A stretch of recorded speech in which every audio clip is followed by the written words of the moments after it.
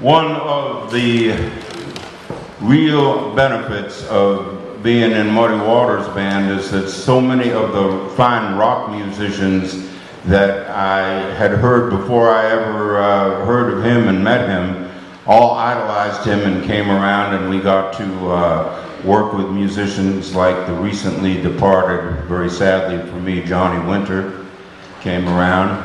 The Allman Brothers had Muddy on tour with him. Bonnie Raitt had him open shows. Eric Clapton brought Muddy along on a couple of tours in the late 70s, and I believe it was probably the first time that I came to Wichita, as a matter of fact.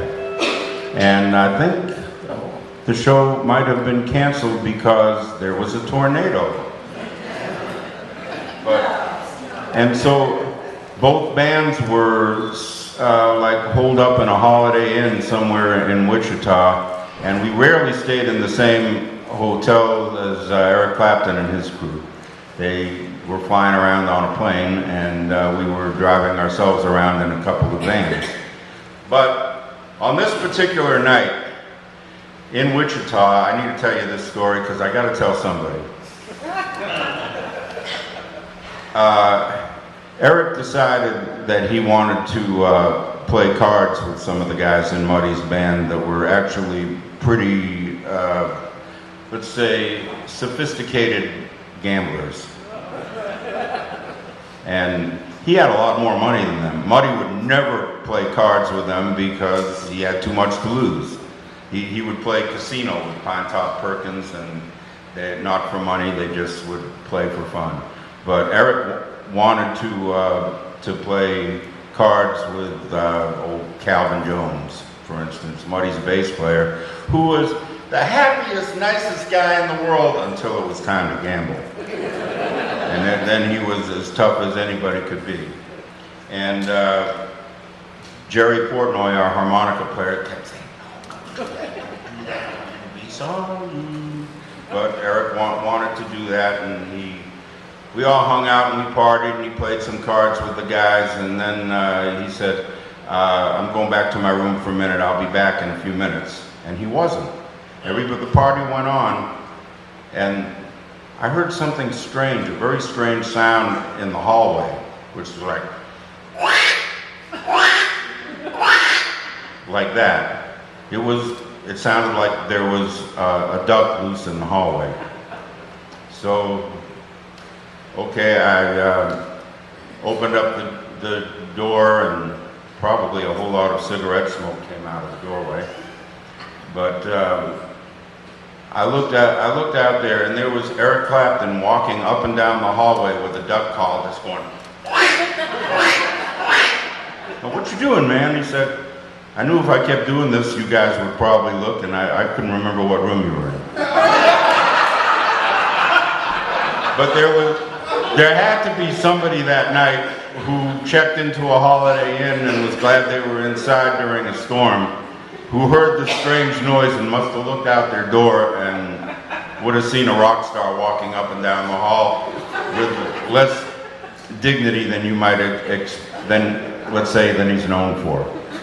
That's my Wichita Holiday Inn Eric Clapton Muddy Waters story, and I'm sticking to it.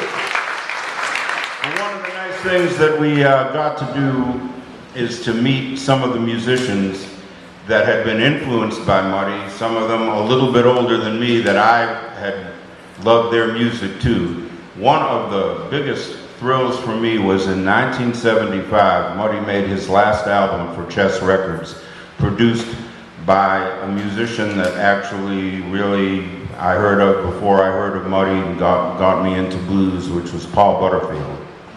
A great harmonica player and singer, and his Butterfield Blues Band in about 1965, 1966 really turned a lot of folks onto this kind of music.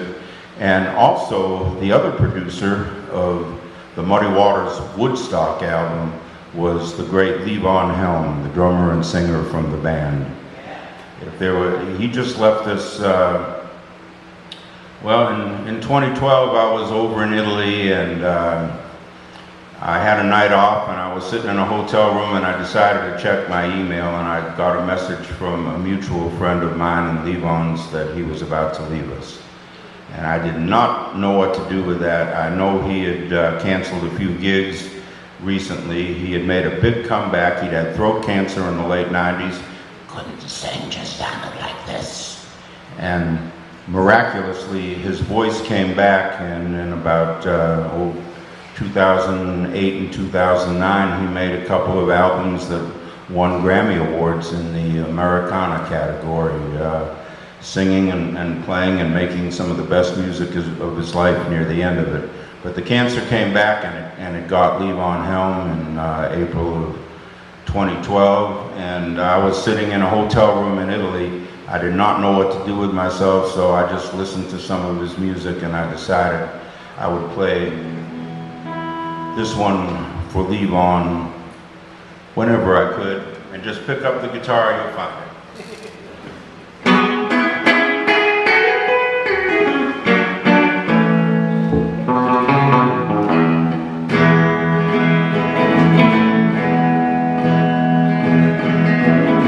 I pulled into Nazareth, I was feeling about 8:30.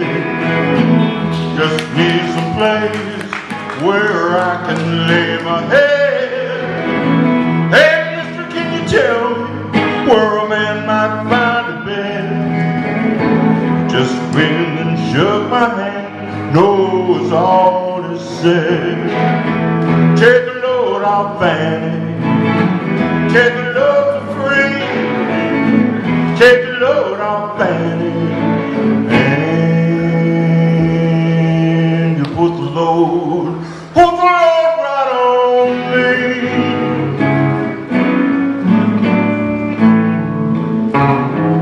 Picked up my bag, I went looking for a place to hide. Then I saw Carmen and the devil walking side by side. I said, hey Carmen, come on, let's go downtown. She said, I got to go, my friend can stick around. Take a load on Fanny, take a load for free, take a load on Fanny, and you put the load right on me.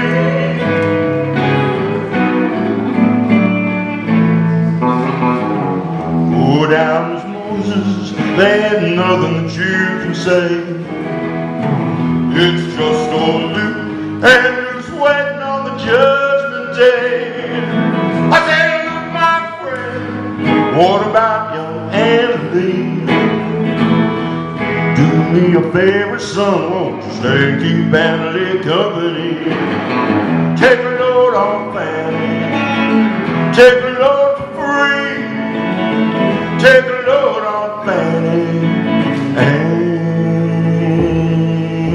you put the load right on me.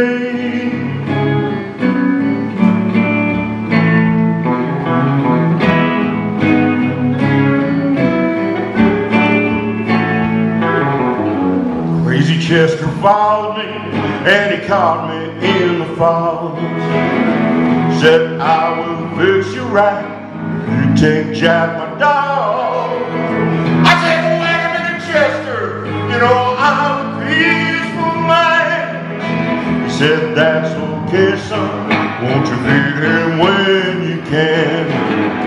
Take a load on Fanny, take a load for free, take a load on Fanny, and you put the load right on me.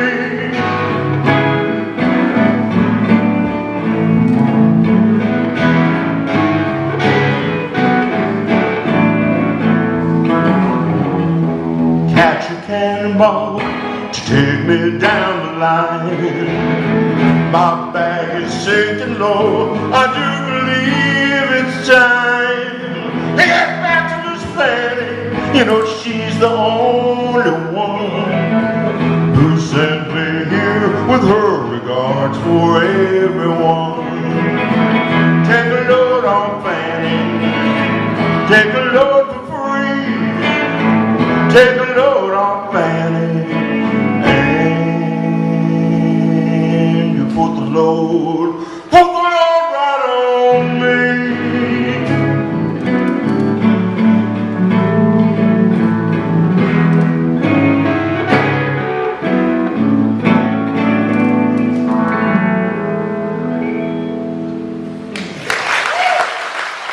I knew he was going to be able to do that, but just the right stuff.